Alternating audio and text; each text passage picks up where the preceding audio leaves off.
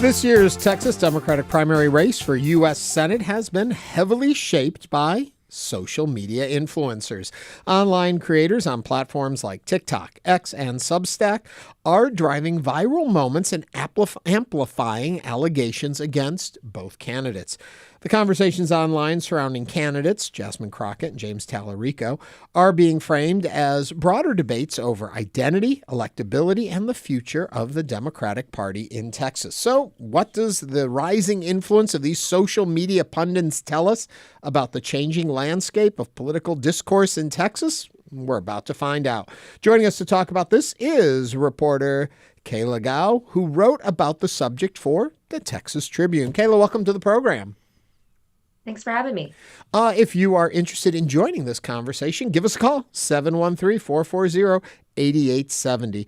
Okay, Kayla, we're looking at the Democratic primary race, and we're going to dig into that. But is it much different on the Republican side? Why are we focused so on the Democratic side? I think we're this focused on the Democratic side because it's the first time in a long time Texas has seen such a competitive primary on the Democratic side. The party has been sort of bereft of star power. And right now you have two national stars in the party who are running against each other, Jasmine Crockett and James Talarico. And it is because our primary is so early here in Texas, and I think partially, at least a little bit, a sign of where the national party might go as well, depending on who gets elected in this primary election. But do you see the same behavior happening over on the Republican side? Are there social media influencers talking about this race with the same intensity you see it being talked about on the Democratic side? Certainly, I think there are online voices that are chiming in and talking about the Republican race, but I think what's unique about the Democratic side is because we haven't seen this sort of competition before, I think a lot of Democrats and Democratic leaning voices online are really invested in it and are talking about it a lot. And it's all being amplified and getting a lot more attention on it than we have ever seen before because of this newly level of competition here. So what kind of social media influence are we talking about? Are these memes? Are they actual clips? Are they parts of the Talarico or the Crockett campaign and being talked about? What exactly are we seeing?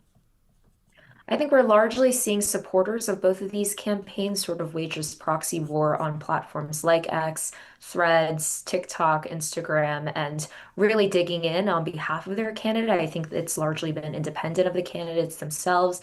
James Talarico, for instance, has been very clear he wants to run a positive race, but his supporters are being loud about what they think it'll take to win in Texas as a Democrat.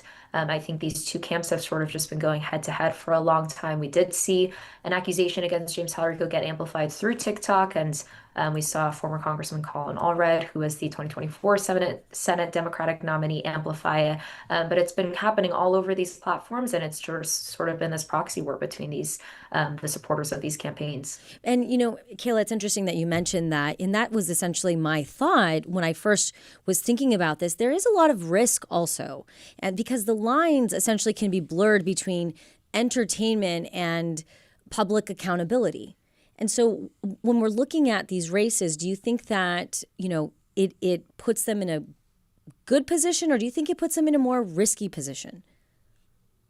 I think that is certainly a calculation these campaigns are learning they have to manage. Yeah. Political influencers don't operate by the same ethical constraints or guidelines or standards for accuracy and fairness that journalists do, for example, which is, I think, traditionally how campaigns might have seen getting their message out as part of the equation. But these political influencers are here and they have massive audiences, and they can be an opportunity for candidates to get their message out to people who might not be tuned into politics otherwise. I think a lot of young people especially get their news on platforms like TikTok. And so this is another way for people to reach their potential voters. And it'll be about managing that kind of risk and working with people that they believe are reputable. Do you have any metrics on it? For example, this Talarico video got 100,000 views or 100,000 likes, or Jasmine Crockett had a meme up that got 100,000 likes. Do we know those metrics? I think we know that both Jasmine Crockett and James Talarico have enormous social media presences, I think among the top Democratic politicians in the country. And I think any content around them tends to get, hundreds of thousands of views, especially if they are sort of explosive claims like the one that Colin Allred made, or supported, when a TikToker made that allegation against Talarico. I think, for example, like we saw when James Talarico went on the Stephen Colbert show, and that interview wasn't broadcast on the air, but was put on their YouTube channel. It got, I think, like 10 million views in the first few days or something like that, at least just on the YouTube page, and I'm sure millions more throughout social media. So the numbers can really rack up very quickly here. And it got $2.5 million in donations after that, too. So the influence isn't just about swaying opinion, it's about raising money. That's right. I think social media is certainly a place that both candidates have been leveraging to reach people and, up their small dollar donations from people who are tuning in from Texas, but also all over the country. But it's interesting you bring up and talking about the case where the influencer had claimed that Talarico said something, and then Allred jumped in and had a reaction to it. And it was the big story until the next big story came along. And when we look at these social media influencers, if there hadn't been the Late Show kerfuffle or whatever with Colbert, then this other story may have gained more traction and continued to be more harmful. But the conversation shifted. With all of these people contributing at this level, is there so much clutter that at first we think all of these things are going to be harsh and bad, but do they benefit from so many people talking about so many different things that attention is so distracted in so many different ways?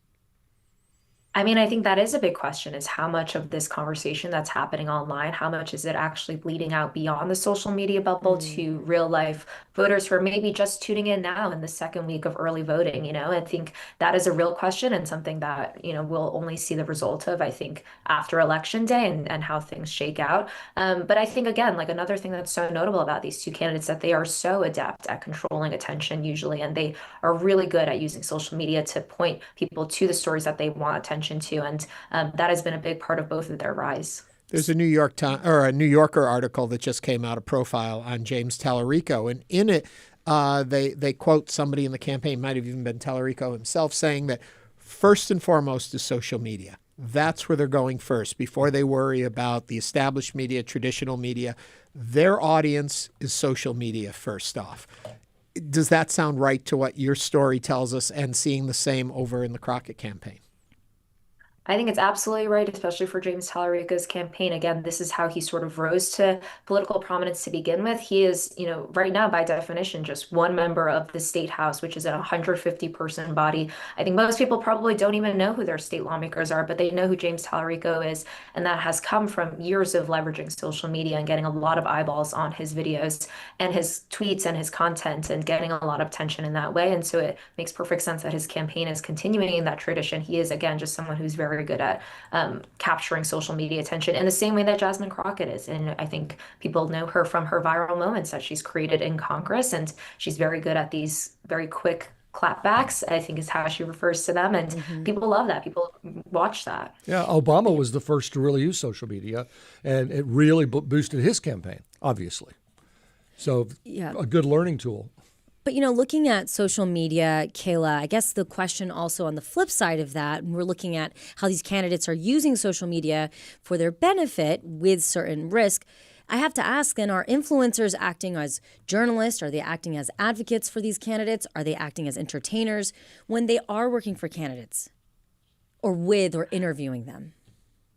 Yeah, I think we've seen for sure these political content creators are not journalists. They have their own agendas. And I think a lot of these are people who are just generally engaged in Texas politics and care about it and have a certain audience that they speak to. And I think a lot of these influencers started by wanting to bring more political content and inform and educate their audience and their viewers about what was happening in this race. But I think as the race goes along, these are also voters themselves, and they have decided, I want to support this person, or I want to support that person, and their content naturally starts to follow that as well. And again, because of how uniquely competitive this primary has been, I think we've seen that all, ratcheted up to the nines.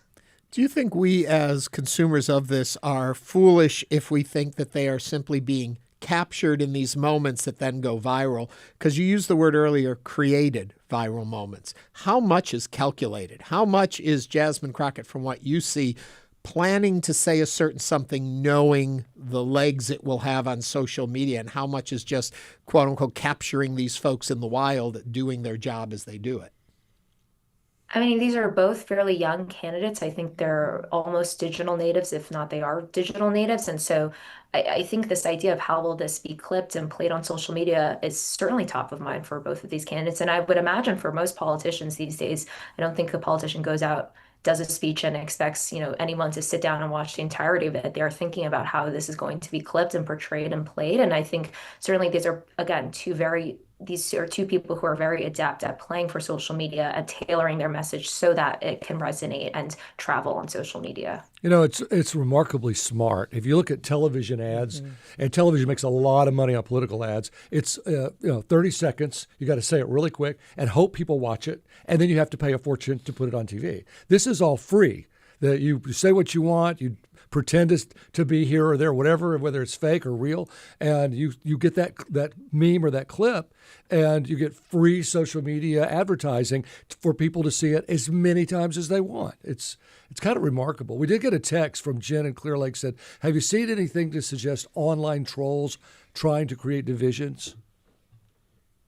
I think the division has been a result of the online conversation, and whether or not it was anyone's intent to create this division. I think certainly there are online trolls throughout politics, of course, that are trying to sow division. In this particular race, I think what we've seen is this primary become really negative and ugly and, have this big fight. I think in large part because there are these two camps online who are very much in their respective candidates' corner, and they are sort of waging this fight online, and that has made everything feel very negative. I think people have been negatively polarized online into their camp. So certainly that has been the outcome, if not the intent, going into Election Day. Do you think that interaction and engagement online will actually prove to have success rates when we look at the polls?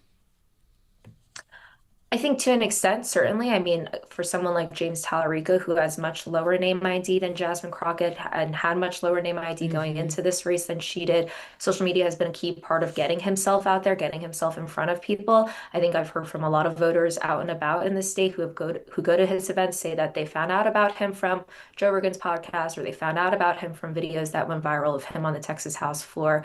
So certainly I think it's part of a mobilization and sort of get to know me campaign on his part. And I think same for Jasmine Crockett, staying in front of people's eyes and letting them know that there is an election happening, I think certainly is part of the campaign to get out the vote. Yeah.